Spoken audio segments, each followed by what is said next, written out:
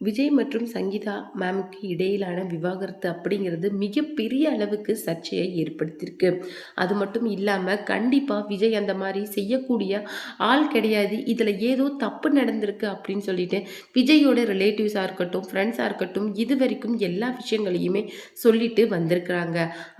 அதில் ஒரு முக்கியமான விஷயம் என்ன அப்படின்னு சொல்லிட்டு பார்த்தீங்கன்னா, இந்த ஒரு விவாகரத்து விஷயம் எவ்வளோ பிரச்சனை இருந்திருந்தாலும் இது அவங்களுடைய மனைவி கேட்குற ஒரு உரிமை தான். இதில் எந்த விதமான தப்பும் கிடையாது. ஆனால் இதை ஒரு கருவியாக எடுத்துக்கிட்டு இன்னைக்கு இதுக்கு விமர்சனம் பண்ணுற ஆட்களை எல்லாம் பார்க்கும்போது தான் ரொம்பவும் வேடிக்கையாக இருக்குது. அது மட்டும் இல்லாமல் இத்தனை நாள் விஜய் சாரை பற்றி பேசாத நீங்கள் இன்னைக்கு விவாகரத்து ஒரு விஷயம் கிடைச்ச உடனே அவர் அரசியலுக்குள்ளே நுழையிறாரு அப்படிங்கிற ஒரு விஷயம் தெரிஞ்ச உடனே ஏன் அவரை பற்றி தப்பான கருத்துக்களை நீங்கள் இவ்வளோ பேசுகிறீங்க? ஏன்னா அவருடைய 30 வருட சினிமா வாழ்க்கையில் அவர் ஏதாவது ஒரு தப்பு பண்ணியிருக்கணும். அப்போ நீங்கள் அதை சுட்டி காட்டியிருந்தா அவர் அந்த மாதிரி தப்பு பண்ணக்கூடிய நபர் அப்படின்னு சொல்லலாம். ஆனால் அவருடைய திருமண வாழ்க்கையில் கேட்ட அந்த விவாகரத்தினால அந்த மனுஷனை தப்பு அப்படின்னு சொல்லிட்டு நீங்களாம் எப்படி சொல்கிறீங்க அப்படின்னு சொல்லிட்டு இன்னைக்கு மொத்த விஜய் ஃபேன்ஸுமே இன்னைக்கு விமர்சனம் பண்ணுறவங்க மேலே வெகுண்டு வந்திருக்காங்க அப்படின்னே சொல்லலாம். இந்த மாதிரி ஒரு நேரத்தில் தான் ஒரு முக்கியமான ஒரு விஷயம் இன்னைக்கு ரிவீல் ஆயிருக்கு. அது என்ன அப்படிங்கிறத பற்றி தான் இந்த வீடியோவில் ரொம்ப தெளிவாக பார்க்க போகிறோம். வீடியோக்குள்ளே போகிறதுக்கு முன்னாடி நீங்கள் நம்ம சேனலுக்கு புதியவராக இருந்தால் மறக்காம சேனலை சப்ஸ்கிரைப் பண்ணிக்கோங்க. வாங்க வீடியோக்குள்ளே போகலாம். விஜய் சார் மற்றும் சங்கீதா மேம் இவங்களுடைய விவாகரத்தை பற்றி நிறைய பேர் பேசியிருந்தாலும் கூட ஒரு சிலர் இந்த விஷயத்தை பற்றி தவறான கருத்துக்களை தான் இது வரைக்குமே பரப்பிட்டு வராங்க. கண்டிப்பாக பெண்களை மதிக்காத ஆள் இவர் ஆட்சிக்கு வந்தால் பெண்களோட நிலைமையை நினச்சி பார்க்கும்போதே ரொம்பவும் பயமாக இருக்குது அப்படின்னு சொல்லிட்டு நடிகர் சத்யராஜ் சாராக இருக்கட்டும், சிவகுமார் சார் ஒரு படி மேலே போய் நடிகைங்க ஹோட்டல் சாப்பாடு, மனைவி தான் வீட்டு சாப்பாடு அப்படிங்கிற மாதிரி தரக்குறமான விமர்சனங்களை படிப்படியாக வச்சுட்டு வந்திருக்காங்க. ஏன்னா அவங்களுடைய மனைவி விவாகரத்தில் மென்ஷன் பண்ண ஒரு விஷயம் என்னன்னா, நடிகை கூட திருமணத்தை மீறிய தவறான உறவுல இருக்காரு அப்படிங்கிற மாதிரியும், அது மட்டும் இல்லாமல் தகுந்த ஜீவனாம்சத்தை தனக்கு பெற்றுக் கொடுக்கணும் அப்படின்னு சொல்லிட்டும், தானும் பிள்ளைகளும் மிகுந்த மன உளைச்சல இருக்கிறதாவும் அவங்களுடைய கெரியர் ஃபியூச்சருக்காக இந்த விவாகரத்து அப்படிங்கிறது தனக்கு வேணும் அப்படின்னு சொல்லிட்டு படிப்படியாக நிறைய விஷயங்களை சொல்லியிருந்தாங்க.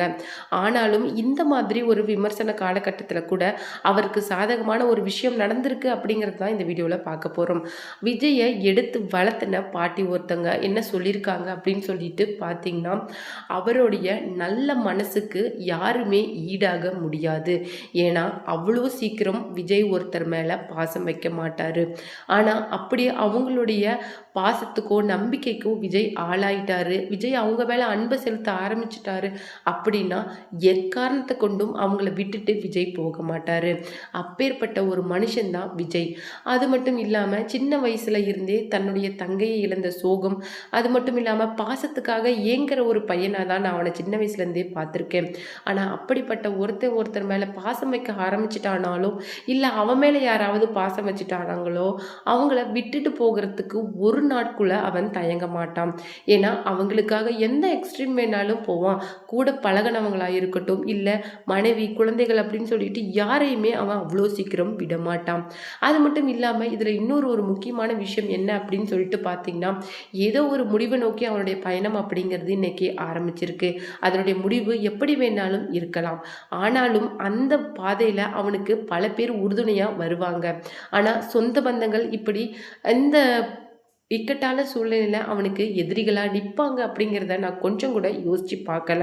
ஏன்னா 30 வருடங்களாக திரை வாழ்க்கையில் இருக்கிறவனால எத்தனை பொண்ணுங்க கூட பழகிட முடியும்? 35 வருடம் கழித்து ஒரு பெண் கூட அவனுக்கு தொடர்பு இருக்கணுங்கிற அவசியம் கிடையாது. இந்த விஷயங்களை நான் ஃபஸ்ட்டு கேள்விப்படும் போதே எனக்கு சரியான ஒரு கஷ்டமாக இருந்தது. ஏன்னா ஒரு நல்லவனை ஏன் இந்த மாதிரி கார்னர் பண்ணுறீங்க? அவன் நல்லவனாக இருக்கிறான் அப்படிங்கிற ஒரே காரணத்துக்காக அவனை இந்த அளவுக்கு எல்லாருமே சுட்டி காட்டி அவனை தப்பு அப்படின்னு சொல்லிட்டு சொல்றது அப்படிங்கிறது ரொம்பவும் மோசமான விஷயம். ஏன்னா இன்னைக்கு மக்கள் அவனுக்கு மேல வச்சிருக்கிற அந்த அளப்பரிய அந்த பாசத்தை இந்த தேர்தல் அவனுக்கு வெட்ட வெளிச்சம் போட்டு காட்டிருச்சு. அப்பேற்பட்ட ஒரு மனுஷனை தூக்கி வச்சு கொண்டாடக்கூடிய நேரத்தில் அவனை தலையில இருந்து கீழே போட்டு உடைக்கிற மாதிரி செயலை செஞ்சவங்க கண்டிப்பாக இந்த விஷயத்தை யோசித்து செஞ்சிருக்க மாட்டாங்க. ஏதோ ஒரு மனக்குழப்பத்திலையோ இல்லை யாரோ ஒருத்தரோட தூண்டுதலின் பேர்லையோ தான் கண்டிப்பாக செஞ்சிருப்பாங்க அப்படின்னு சொல்லிட்டு அந்த பாட்டி கண்கலங்க பேசியிருக்காங்க.